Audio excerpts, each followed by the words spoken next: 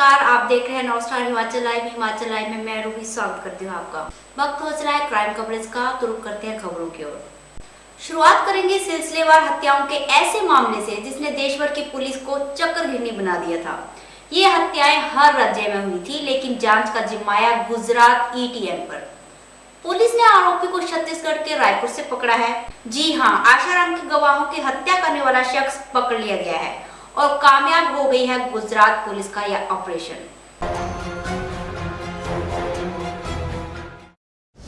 2 साल 7 वारदात, पुलिस की परिवार घात, गिरफ्त में आया शूटर और पूरा हुआ पुलिस का ऑपरेशन कार्तिक। गुजरात पुलिस का ऑपरेशन कार्तिक मुकम्मल हो चुका है। कार्तिक आसाराम के एक ऐसे भक्त का नाम है जिसे आसाराम की भक्ति ने जुनूनी बना दिया था। इतना जुनूनी कि जिसने भी आसाराम के खिलाफ जबान खोली, उसकी आवाज को कार्तिक ने हमेशा हमेशा के लिए खामोश कर दिया।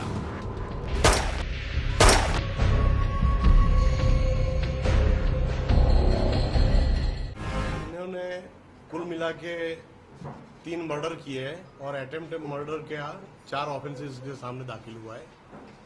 खास करके ये आसाराम का भक्त था और आसाराम खुद को ये मानता था कि ये हमारे गुरु है, हमारे भगवान है और इनके लिए अपने जैसे देश सेवा करते हैं, इस तरह से आसाराम को छुड़वाने के लिए सब कुछ करना चाहिए। कार्तिक उर्फ राजू दुलाल चंद आसाराम को अपना भगवान मानता था और आसाराम के जेल जाने के बाद से हर वो शख्स कार्तिक के निशाने पर था जिसने आसाराम के खिलाफ गवाही दी थी। कार्तिक का पहला निशाना अमृत प्रजापति गुजरात। कार्तिक का दूसरा निशाना लाला ठाकुर गुजरात। कार्तिक का तीसरा निशाना राजू चांडक गुजरात। कार्तिक का चौथा निशाना अखिल गुप्ता गुजरात। कार्तिक का 5वां निशाना कृपाल सिंह उत्तर प्रदेश। कार्तिक का 6वां निशाना महेंद्र चावला हरियाणा। कार्तिक का 7वां निशाना प्रजापति दंपति मध्य प्रदेश। इधर आसाराम के मामले से जुड़े गवाहों पर लगातार हो रहे हमलों को देखकर पुलिस भी सख्ते में थी। पुलिस परेशान थी, आखिर इन हमलों के पीछे किसका हाथ है। पुलिस की तफ्तीश शुरू हुई और सामने आया आसाराम के भक्त कार्तिक का नाम, जिसके बाद से पुलिस लगातार कार्तिक की तलाश कर रही थी, साथ ही उसके परिवार पर भी नजर बनाए हुए थी।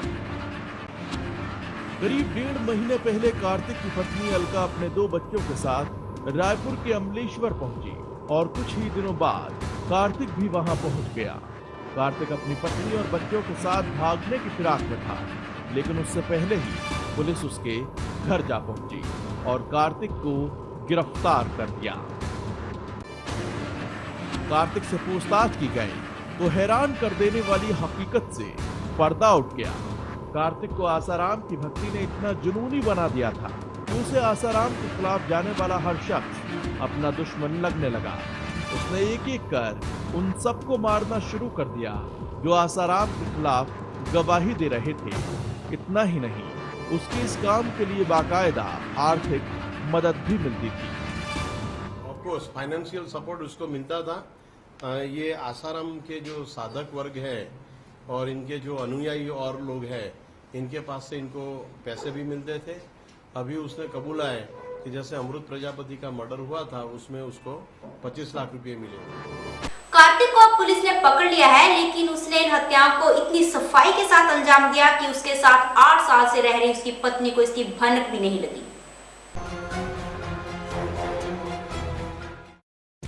शूटर का खुला राज, लेकिन राजदार अनजान। 8 साल अनजाना सफर। कार्तिक की गिरफ्तारी के बाद उसकी हकीकत सबके सामने है, लेकिन राजदार कही जाने वाली पत्नी अब तक अपने पति के राज से अनजान है। उसे नहीं पता कि उसका पति क्या करता है, जबकि कार्तिक की शादी को 8 साल हो चुके हैं और इन 8 सालों के सफर में कार्तिक की पत्नी अलका को सिर्फ इतना ही पता था कि उसका पति दिल्ली में काम करता है। चलो, तो वो क्या आपको नहीं पता था कि वो इस तरह का शूटर वगैरह है? नहीं सर, मुझे कुछ भी नहीं पता था। कब मुलाकात हुई थी आपसे उससे? शादी हुई है, मेरे पति हैं, तो मुलाकात नहीं करेंगे क्या? नहीं, कब से हुई है, कब से जानते हैं 5 आप? साल हो गए हमारी शादी। अच्छा, किसी तरह का हथियार वथियार भी उनके पास थे, पता था आपको? नहीं, ये भी कुछ भी नहीं पता था सर। तो आपको क्या पता था, क्या करते हैं ये? वो दिल्ली में काम करते हैं और ड्राइवर वगैरह का काम करते हैं, और महीने में 2 या 3 दिन के लिए बस घर आते थे, बाकी पूरा महीना घर पे नहीं रहते थे। नहीं तो आपने काहे को नहीं बोला कि यहाँ पर काम कर सकते हो आप और वहाँ जाने की क्या जरूरत है? रहने का क्या मतलब था? वो मुझे नहीं पता सर, वो मेरे को नहीं बताते थे और वो वहीं बाहर ही। कार्तिक ने अपनी पत्नी अलका को अपने काम के बारे में कभी कुछ नहीं बताया और न ही अलका ने उसके काम के बारे में जानने की जहमत उठाई। अलका अपने पति के कहने पर 3 से 4 महीने पहले ही रायपुर पहुंची थी। इससे पहले वो अहमदाबाद में थी, जबकि कार्तिक का परिवार कोलकाता में रहता था। लेकिन शादी के बाद कार्तिक अपनी पत्नी को लेकर अहमदाबाद चला गया, जहां से वो काम के लिए दिल्ली जाता था और महीने में सिर्फ 2-3 दिन के लिए ही अपनी पत्नी से मिलने पहुंचता था। आप कब से रह रही हैं? यही 3-4 महीना हुआ। और इससे पहले कहाँ थे आप? मैं अहमदाबाद रहती थी। और आपके पति? वो भी दिल्ली ही रहते थे, पर अहमदाबाद आना जाना करते थे। अहमदाबाद में कहाँ रहते थे? मोटेरा आश्रम के पास। वहाँ कितने साल से थे? 3.5 साल। उससे पहले? कलकत्ता। मतलब आप लोग जो है जगह बदलते रहते थे दोनों? सर शादी हुई तो पहले ससुराल में गए, वहाँ सेटलमेंट नहीं हुआ तो नहीं, मतलब आप अपने पति जहाँ रहने बोलता था वहाँ रहते थे या फिर आप अपने मन से ही रहते थे? मेरे को वो एक जगह रखे हुए थे, बाकी वो दिल्ली जा जाके रहते थे सर, मेरे साथ नहीं और रहते। कब मिलने आते थे आपसे? वो महीने में 1-2 दिन के लिए आते थे। चाहे तो आप गांव वालों से पूछ सकते हैं, वो भी आपको इन्फॉर्मेशन दे देंगे। अच्छा, इनके परिवार वाले कहाँ रहते हैं? ये कोलकाता। पहले कोलकाता, फिर अहमदाबाद और फिर रायपुर। कार्तिक लगातार अपनी लोकेशंस बदलता रहा और पत्नी उसके इशारे पर चलती रही। लेकिन अलका ने अपने पति के बारे में या उसके काम के बारे में जानने की कभी कोशिश नहीं की। और अब जब कार्तिक की सच्चाई सामने आई है तो अलका ने परेशानी से बचने के लिए खुद को घर में कैद कर लिया है। छत्तीसगढ़ के जिला सूचना अधिकारी को पहले अगवा किया गया, फिर 3 दिन तक बंधक बनाकर रखा गया, मारपीट भी की गई और चाकुओं से गोदा गया, फिर घावों पर नमक मिर्च लगा दिया गया। यह सब किया एक लड़की ने। इस लड़की का इरादा अधिकारी को मारकर शव को दफनाने का था, लेकिन मामले का खुलासा हो गया और लड़की के इरादे पूरे नहीं हो पाए।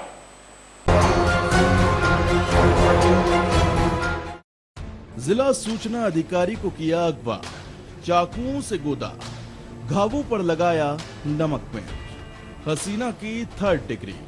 ये खौफनाक कहानी है एक हसीना के जुल्म की, जिसका शिकार बना छत्तीसगढ़ का एक सरकारी अफसर। जुल्म ऐसा जिसे सुन हर किसी के रोंगटे खड़े हो जाएंगे। जी हां, हम बात कर रहे हैं इंदौर की एक हसीना के सितम की। अपहरण और जुल्म की ये पूरी वारदात किसी फिल्मी कहानी से कम नहीं। कोंडागांव में जिला सूचना अधिकारी के पद पर तैनात श्रीनिवास राव और इंदौर की रहने वाली सपना की पहचान करीब 2 साल पहले पुणे में हुई। मुलाकात के दौरान राव ने सपना को कोंडागांव में अपने रुतबे का इस्तेमाल कर एनजीओ में नौकरी दिलाने की बात कही, लेकिन श्रीनिवास 2 साल तक सपना को नौकरी नहीं दिलवा सके। इसी बीच सपना और राव के बीच कई बार मोबाइल पर बात हुई। जैसे जैसे समय बीतता गया, सपना नौकरी पाने के लिए बेचैन हो उठी। अब सपना नौकरी न दिला पाने के एवज में श्रीनिवास से 2 लाख रुपए की मांग कर रही थी, लेकिन श्रीनिवास ने सपना को रुपए देने से इनकार कर दिया। इसके बाद सपना ने श्रीनिवास राव के अपहरण की साजिश रची और इसको अंजाम देने के लिए पहुंच गई कोंडागांव। इनकी पहली मुलाकात पुणे में हुई थी। वहीं पे इन्होंने बोला था कि मैं एनजीओ का काम दिलवा दूंगा। काम शायद ये दिलवा नहीं पाए। फिर सपना साहू वहाँ पर बोली कि तुम्हारी वजह से 1 लाख रुपए का मेरा नुकसान हुआ है, जिसके बदले तुम मुझे 2 लाख रुपए दो, नहीं तो जान से खत्म कर देंगे। सपना साहू इनको इंदौर में लाई, बिग बास रिसोर्ट में बंद कर दिया और फिर इनके साथ मारपीट की। किसी अज्ञात व्यक्ति ने खबर कर दी तो फिर पुलिस वहां पहुंची और इनको लेके आई और उसके बाद की जो कार्रवाई हुई इनको लाके कायमी वगैरह की गई और इनका मेडिकल करवाया गया है। अब आगे की कार्रवाई जारी है।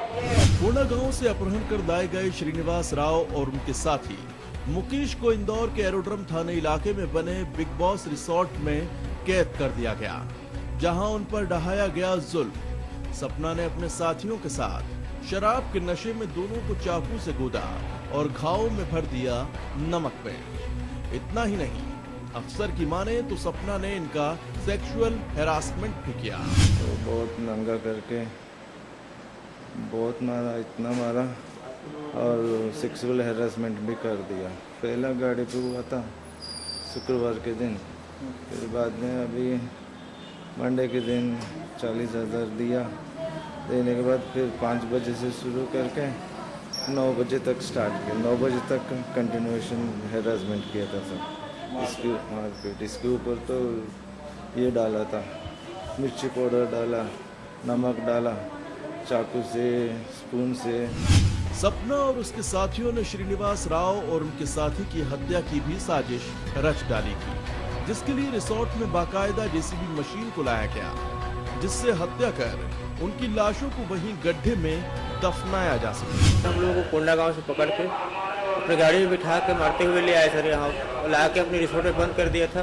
बंद करने के बाद इतना बहुत ज़्यादा मारा है, तुम लोग पैसा लो, जो खर्चा हुआ है मेरे एक का 2 लूँगा 10 गुना लूँगा का, तो बहुत मारा सर। 4-5 लोगों ने मारा। दारू पी के सपना साहू मार रही थी बहुत ज़्यादा। जिस भी लगे गड्ढा खुलवाऊंगा, कल 11 बजे तक पैसा नहीं दोगे बोल रहे थे। किसी ने क्राइम ब्रांच को फ़ोन किया तो पुलिस जाकर हम लोग बाहर निकाल के लाए। घटना के बाद से सपना अपने साथियों के साथ फरार है, जिनकी तलाश पुलिस को है। लेकिन सरकारी अधिकारी के यूं अपहरण और हत्या की साजिश ने मध्य प्रदेश से लेकर छत्तीसगढ़ पुलिस तक के होश फाख्ता कर दिए हैं।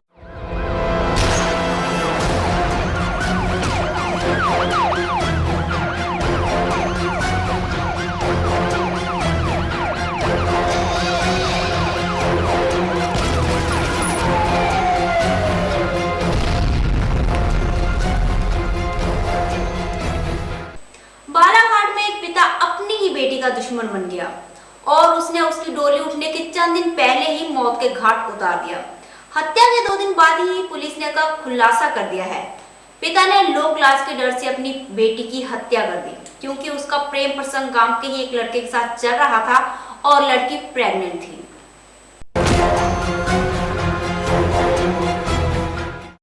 शादी से पहले युवती की हत्या, पुलिस ने किया चौंकाने वाला खुलासा। पिता ने ही उतारा बेटी को मौत के घाट। आखिर ऐसी क्या मजबूरी थी कि एक पिता जिसने बेटी के हाथ पीले करने के लिए चंद दिनों पहले उसकी सगाई की, वो ही उसकी जान का दुश्मन बन बैठा। दरअसल लांजी थाना इलाके के खंडवा गांव के एक खेत में 21 साल की युवती की लाश पड़ी हुई मिली। युवती की शिनाख्त गांव के ही सियाराम पांचे की लड़की यशोदा के रूप में की गई। यशोदा की किसी ने गला रेत कर हत्या कर दी थी। क्या है सब पूरा मामला? ये 10 तारीख की रात की घटना है, जब लांजी थाना अंतर्गत खंडवा गांव आता है। वहाँ पर पुलिस को सूचना मिली कि किसी युवती का गले पर धारदार हथियार से वार करने से उसकी मृत्यु हो गई है। जिसमें थाना प्रभारी और एसडीओपी साहब तत्काल पहुंचकर वहाँ पर उन लोगों ने उम्र कायम किया और जांच शुरू की। प्लस डेड बॉडी को पीएम के लिए भेजा गया। इसमें पुलिस ने जब योजना के दौरान जो साक्ष्य आए हैं, उसके बेसिस पर उसके फादर को मुलजिम बनाया। पुलिस ने पूरे मामले की जांच शुरू की। पुलिस का शक उसके होने वाले पति पर था, लेकिन पुलिस को एक और जानकारी मिली कि यशोदा का गांव के ही एक युवक कृष्णा के साथ प्रेम प्रसंग चल रहा था।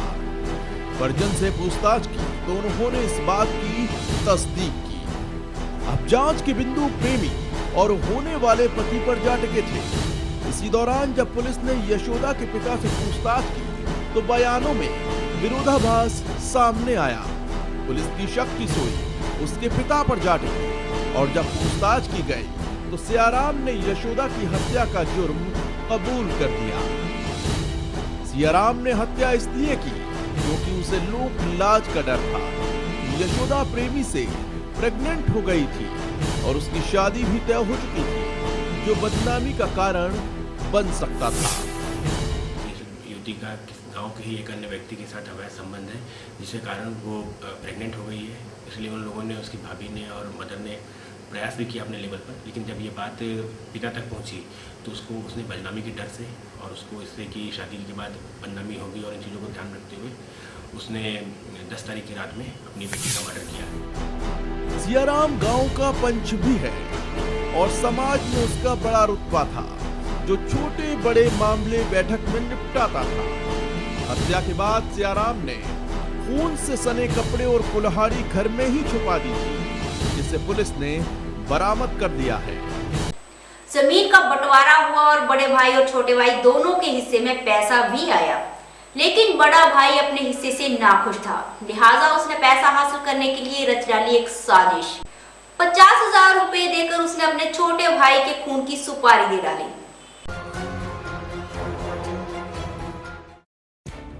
जमीन का बंटवारा, रिश्तों का कत्ल।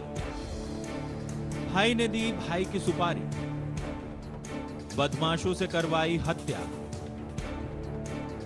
रिश्तों के कत्ल की यह इबारत लिखी गई रायपुर के कोसमखुंडा गांव में। 12 मार्च को पुलिस ने 25 साल के गोकुल ढीमर की उसी के घर में लाश बरामद की थी। पहली ही नजर में हत्या का मामला था, क्योंकि गोकुल के गले पर रस्सी के निशान थे, यानी गला घोटकर उसकी हत्या की गई थी। लाश कमरे में पड़ी हुई है। इस सूचना पर थाना आरंग पुलिस वहां पहुंची थी और उन्होंने जब शव का पंचनामा किया था तो प्रथम दृष्टया ये मामला संदिग्ध लग रहा था, चूँकि मृतक के गले में गला घोटने के निशान दिख रहे थे। हत्या के प्रकरण में लगाई हुई थी जांच के लिए, और आरंग पुलिस और क्राइम ब्रांच की संयुक्त टीम ने इस पूरे प्रकरण की जाँच की और अंततः इस मामले में मृतक का जो बड़ा भाई है ओंकार ढीमर, इसके अलावा 3 और उसके अन्य साथियों को गिरफ्तार किया गया। जिस निर्ममता से गोकुल को मारा गया, उससे पुलिस को अंदाजा था कि कोई विवाद गोकुल की हत्या की वजह हो सकता है। लिहाजा पुलिस ने आसपास के लोगों से पूछताछ की तो चौंकाने वाला खुलासा हुआ। वो ये कि गोकुल का सबसे ज्यादा विवाद उसके सगे बड़े भाई ओंकार ढीमर के साथ होता था। पुलिस ने ओंकार को हिरासत में लिया तो हो गया इस अंधे कत्ल का खुलासा। ओंकार ने बदमाशों को सुपारी देकर गोकुल की हत्या की साजिश रची थी और विवाद की वजह बना था जमीन बेचने के बाद मिला 22 लाख रुपए, जिसे हासिल करने के लिए ओंकार ने रिश्तों का कत्ल करने में गुरेज नहीं किया। जो 50,000 की रकम देने की बात आई थी, उसमें से अभी 17,000 रुपए उसने आरोपियों को दे दिए थे।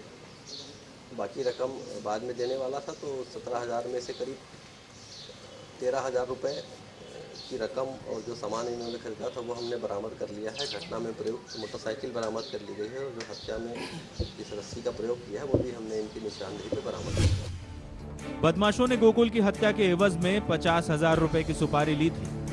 ओंकार के हत्या के राज खोलने के बाद पुलिस ने गांव के ही नकुल तुर्काने, मोहित साहू और पुनेश साहू को गिरफ्तार किया, जिन्होंने शराब के नशे में हत्या की वारदात को अंजाम दिया था। साथ ही पुलिस ने हत्या में उपयोग की गई नायलॉन की रस्सी और सुपारी की रकम भी बरामद की है। क्राइम कवरेज की इस रिपोर्ट में बस इतना ही। हमें दीजिए इजाजत। नमस्कार।